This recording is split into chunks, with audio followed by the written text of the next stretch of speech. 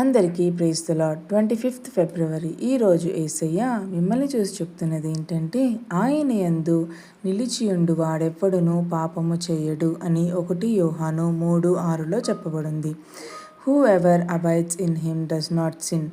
యోహాను ఈ పత్రికను విశ్వాసులకు రాశాడు, నిజమైన క్రైస్తవ జీవితం ఎలా ఉండాలో బోధించడానికి. ఇక్కడ పాపము చేయడు అంటే ఎప్పుడూ తప్పుడు చేయడు అని అర్థం కాదు. పాపంలో నిరంతరం జీవించడు, పాపాన్ని అలవాటు చేసుకోడని. కాబట్టి ప్రియమైన బిడ్డల్లారా, యేసులో నిలకడగా ఉండాలి. పాపాన్ని సాధారణంగా తీసుకోకూడదు. పరిశుద్ధ జీవితం కోసం ప్రయత్నించాలి. చిన్ని ప్రార్థన. ప్రియమైన పరలోకపు తండ్రి, నీకు స్తోత్రాలయ్యా. నీలో నిలకడగా ఉండే కృపను మాకు అనుగ్రహించుము తండ్రి. పాపాన్ని దూరంగా పరిశుద్ధ జీవితం గడపడానికి బలం ఇవ్వుము. మా జీవితం నీ పిల్లల్లాగా కనిపించినట్లు మమ్మల్ని మార్చుము తండ్రి. యేసు నామంలో ప్రార్థించుతున్నాం తండ్రి. ఆమేన్.